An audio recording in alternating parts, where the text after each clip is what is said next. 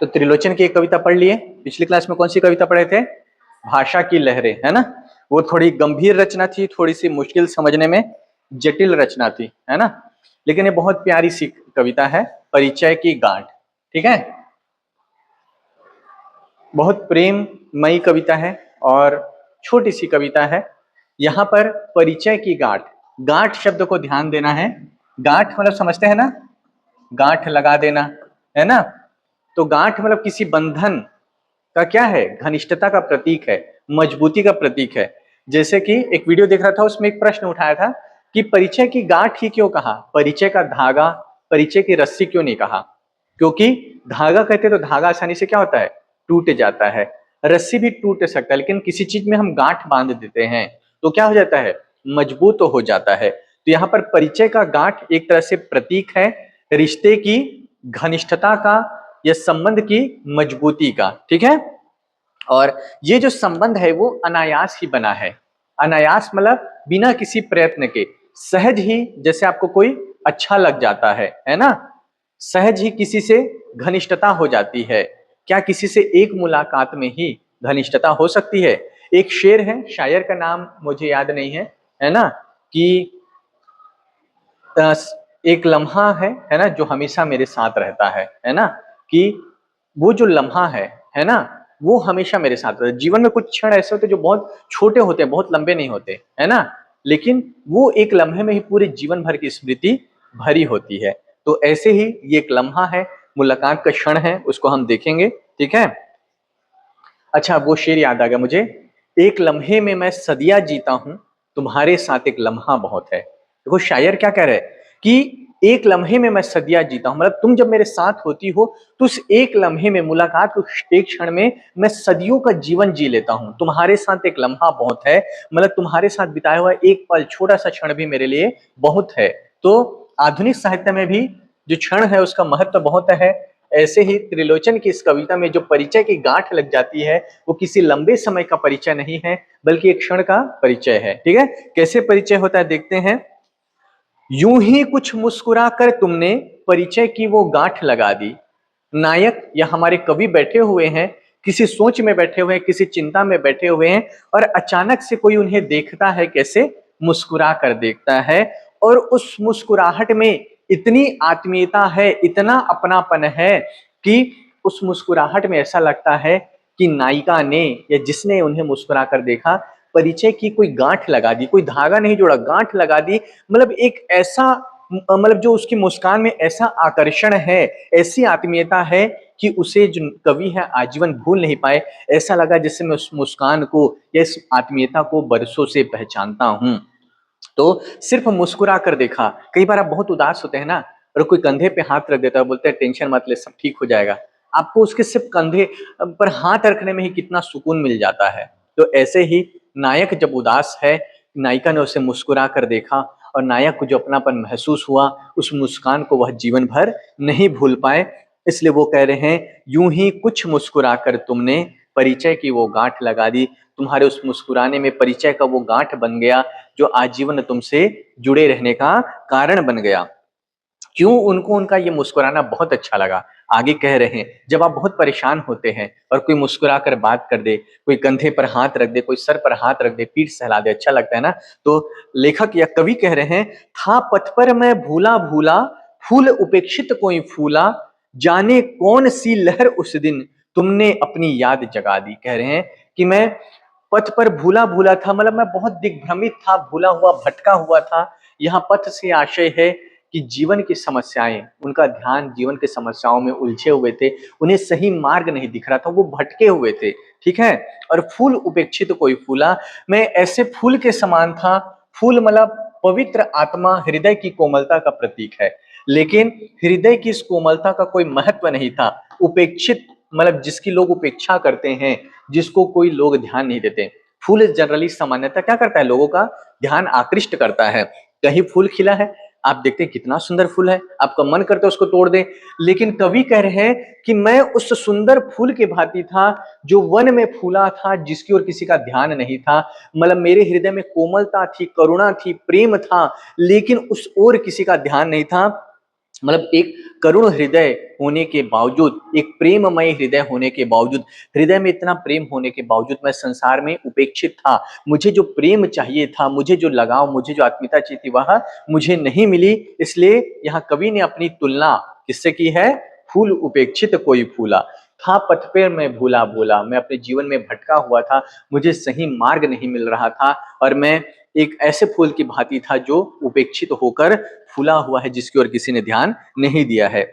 यहां पर बताओ, था पथ पर मैं भूला भूला, कौन सा अलंकार होगा? भूला भूला, पुनरुक्ति प्रकाश अलंकार। फूल उपेक्षित कोई फूला, ठीक है। लेखक ने स्वयं को क्या कहा है? फूल उपेक्षित फूल कहा है। यहां पर कौन सा अलंकार होगा? Very good. लेखक, यहां पर फूल कौन है? लेखक नहीं कहना चाहिए, कविता है तो कवि या त्रिलोचन जी हैं, ठीक है। तो पहले पथ में बोला है कि था पथ पर मैं भूला भूला, फूल उपेक्षित कोई फूला, तो सीधे कवि ने अपने आप को फूल का रूप दिया है, इसलिए यहां पर रूपक अलंकार होगा, ठीक है। अब उसके मुस्कुराने का असर क्या हुआ देखिए, जाने कौन लहर थी उस दिन, तुमने अपनी याद जगा दी। नायिका जब मुस्कुराती है तो कहते कौन सी लहर, मतलब मैं उदास पड़ा हुआ था, पथभ्रष्ट था, मैं मार्ग में भूला था, परेशान था, ऐसा फूल था जिसकी सब उपेक्षा करते हैं, लेकिन जब तुमने प्रेम से मुस्कुरा कर देखा तो मेरे हृदय में कौन सी लहर जगा दी तुमने, है ना। कौन सी लहर थी उस दिन, तुम्हारी उस मुस्कुराहट ने मेरे हृदय में प्रेम की वह लहर उत्पन्न की, तुमने अपनी याद जगा दी। तुमने अपनी याद जगा दी, मतलब तुम्हारे उस मुस्कुराहट में इतनी आत्मीयता थी, इतना प्रेम था कि हमेशा के लिए एक याद की तरह मेरे हृदय में अंकित रह गया, है ना, संचित रह गया। तो एक मुस्कान का कितना असर होता है, खासकर जब आप उदास परेशान हो। इसलिए कहते हैं ना, सबसे हमको कैसे मिलना चाहिए? मुस्कुरा के मिलना चाहिए। आपकी एक मुस्कान क्या पता किसी के हृदय की पीड़ा को हर ले। तो जाने कौन लहर थी उस दिन, तुमने अपनी याद जगा दी। तुम्हारी उस मुस्कान में प्रेम की वो लहर थी जिसने हमेशा के लिए मेरे हृदय में तुम्हारे प्रति प्रेम और स्मृति को जगा दिया, है ना। कि वो जो एक लम्हा है, वो एक तरफ बोलते हैं ना, तुम्हारे साथ में एक क्या कहते हैं, तुम्हारे साथ एक लम्हा बहुत है, एक लम्हे में मैं सदिया जीता हूं। तो नायिका की इस मुस्कान ने लेखक के हृदय में हमेशा के लिए परिचय की गांठ लगा दी है। आगे कहते हैं, कभी कभी यूं हो जाता है, गीत कहीं कोई गाता है, गूंज किसी उर में उठती है, तुमने वही धार उमगा दी। अब यहां उदाहरण देते हुए कह रहे हैं, कभी कभी यूं होता है, कभी कभी में फिर से कौन सा अलंकार होगा? पूर्वोक्ति प्रकाश अलंकार। अब ये कह रहे हैं कभी कभी ऐसा होता है, क्या होता है? कि गीत कहीं कोई गाता है, कोई गीत गा रहा है ना, गूंज किसी और उर में उठती है, लेकिन उस गीत को सुनने वाले के हृदय में गूंज उठती है। जैसे आपका कई बार मन उदास होता है, कहीं कोई गाना बज रहा होता है, आप उस गाने को सुनते और अचानक से भावुक हो जाते हैं, आप रोने लगते हैं, तो गीत को कोई और गा रहा है। जैसे आप भजन कीर्तन, जैसे ये होता है ना, यहाँ भागवत वागवत कथा होती है, उसमें देखिएगा कि मंच से लोग भजन गा रहे हैं और लोग उठकर झूमकर नाचने लगते हैं। मतलब गीत कोई गा रहा है और किसी के हृदय में वो गूंज रहा है, कोई भावुक होकर रोने लगते हैं। राम वन गवन प्रसंग चल रहा है और राम वन जा रहे हैं और देखने वाले दर्शकों की आंखों में आंसू आ रहे हैं। तो वही कह रहे हैं कवि कि कभी कभी यूं हो जाता है कि गीत कहीं कोई गाता है, किसी के गीत को सुनकर किसी के हृदय में भावनाएं उमड़ पड़ती है ना। तुमने वही धार उमगा दी, तुम्हारी मुस्कुराहट ने, मुस्कुराई तुम, लेकिन उस मुस्कुराहट ने मेरे हृदय में कितनी भावनाएं जगा दी। जैसे कभी किसी गीत को सुनकर किसी के हृदय में कोई गुंजन या कोई भावना उमड़ पड़ती है, तुम्हारे मुस्कुराने का मेरे ऊपर यह असर हुआ, ठीक है। जड़ता है जीवन की पीड़ा, निष्तरंग पाषाणी क्रीड़ा, ठीक है। अब वो कह रहे हैं कि उनका जो जीवन है नायिका के मुस्कुराने के पहले कैसा था? जड़ था। जड़ मतलब निर्जीव, निश्चेतन, जिसमें कोई चेतना ना हो। मतलब लेखक जीवित तो थे, लेकिन निरंतर उपेक्षा से, फूल उपेक्षित कोई फूला, लगातार उपेक्षा से उनका हृदय क्या हो गया था? जड़ हो गया था। और इसी जड़ता को वो क्या कह रहे हैं? यह जीवन की पीड़ा है। जीते जी कुछ महसूस ना कर पाना पीड़ा है या नहीं? आप जीवित हैं लेकिन आपको प्रेम, घृणा, करुणा, कोई भी भावना महसूस नहीं हो रही है, तो आप में और पत्थर में कोई अंतर होगा? नहीं। इसलिए कवि कह रहे हैं, जड़ता, किसी चीज को महसूस ना कर पाना जीवन की सबसे बड़ी पीड़ा है। निष्तरंग पाषाणी क्रीड़ा, कह रहे हैं निष्तरंग। निस्तरंग मतलब जिसमें कोई तरंग ना हो, लहर ना हो। अब यहां पर देखो,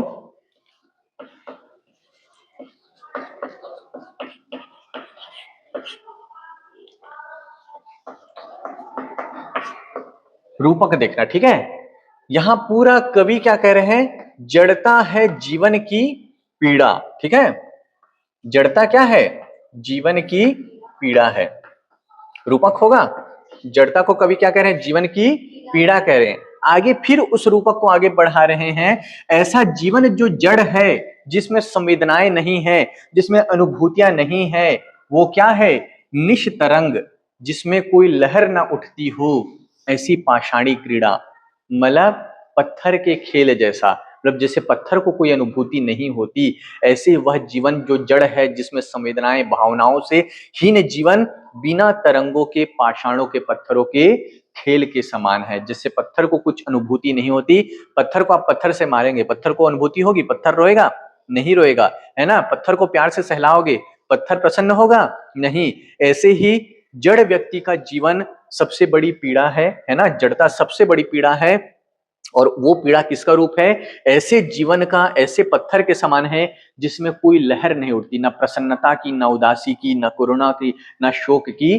तो जड़ता पूर्ण जीवन ऐसे एक पीड़ा के समान है, और एक लहरहीन मतलब जिसमें भावनाओं की कोई लहर नहीं उठती है, जिसे कुछ अनुभूति नहीं होती, उसके पाषाणी पत्थर के क्रीड़ा मतलब खेल के समान है। समझ में आया। और कह रहे हैं, तुमने अनजाने वह पीड़ा छवि के शर से दूर भगा दी। और नायिका ने जब मुस्कुरा कर देखा, तो नायक का जीवन जो पाषाणी क्रीड़ा बन गया था, बिना तरंग के, बिना लहर के, जड़ के समान बन गया था, जो पूरा जीवन एक पीड़ा बन गया था, नायिका ने जब मुस्कुरा कर देखा तो क्या हुआ, अनजाने, मतलब नायिका प्रयास नहीं कर रही है, अनजाने ही, है ना, छवि के शर से दूर भगा दी। शर मतलब होता है बाण, ठीक है, बाण या तीर, ठीक है। अब नायिका ने क्या किया, जब मुस्कुरा कर देखा तो उसकी छवि के शर, छवि को क्या कह दिया है, शर, मतलब तीर बाण, है ना। कौन सा अलंकार होगा, वेरी गुड। चलो, ऐसी संध्या चाहिए थी, है ना। जो क्लास आए तो बताए, पहचाने, तो मेहनत करने का मजा भी आता है, ठीक है। यहाँ पर नायिका के छवि को कवि ने क्या कहा है, शर कह दिया है। यहाँ छवि उपमेय हो जाएगा, शर क्या हो जाएगा, उपमान हो जाएगा। शर मतलब तीर। जब तीर मारते हैं तो यहाँ पर विरोधाभास देखो, विरोधाभास अलंकार भी होगा। तीर मारते हैं तो पीड़ा होती है, किसी को तीर लगती है तो पीड़ा होती है ना। लेकिन नायक पहले ही पीड़ा में है, जड़ता है जीवन की पीड़ा, उसका जीवन कैसा हो चुका है, जड़ हो चुका है, पीड़ा है। उस जीवन में कोई लहर नहीं है, कोई भावना नहीं है, पाषाण जैसा जीवन है। तो नायिका के जब छवि का शर पड़ता है, उसकी मुस्कुराहट, उसके सौंदर्य का तीर जब नायक के हृदय में लगता है, तो जो जड़ता है वह क्या होती है, टूट जाती है। जब किसी को तीर मारते हैं तो वो चीज तीर से क्या होती है, नष्ट हो जाती है। ऐसे ही नायिका की मुस्कुराहट, उसके सौंदर्य रूपी सर जब नायक के हृदय पे पड़ता है, तो उसकी जो जड़ता है, निष्क्रियता है, वह हृदय जो भावना शून्य हो चुका था, वो सारी अनुभूतियां, पाषाणता या जड़ता टूट जाती है, नष्ट हो जाती है। तो इसी को कह रहे, छवि के शर से दूर भगा दी, अपने सौंदर्य के तीर से तुमने मेरे जीवन की जड़ता को नष्ट कर दिया, है ना। निस्तरंग जीवन में पुनः तरंगे उठने लगी। इसलिए कह रहे हैं, कुछ यूं मुस्कुराकर तुमने परिचय की वह गांठ लगा दी। तो किसी की एक मुस्कुराहट किसी के जीवन में कितना महत्वपूर्ण हो सकती है। इसलिए सभी से मुस्कुरा कर मिलना चाहिए, प्रेम से मिलना चाहिए। क्या पता कोई कितना परेशान हो, और हमारी एक सहानुभूति, हमारा एक प्रेम पूर्वक व्यवहार उसके मन में क्या परिवर्तन उत्पन्न कर दे। तो बहुत छोटी सी कविता, बहुत प्यारी कविता, कि किस तरह से किसी की एक मुस्कुराहट जीवन भर की स्मृति बन जाती है, परिचय की गांठ लगा देती है। ठीक है, समझ में आया। ये वाला रूपक भी समझ में आ गया, छवि के शर से। ठीक है, तो इतनी ही थी कविता, और इसके साथ हमारे त्रिलोचन भी पूरे होते हैं। ठीक है, अगले कवि है शायद रघुवीर सा, है ना, उनको आने वाली क्लास में पढ़ेंगे।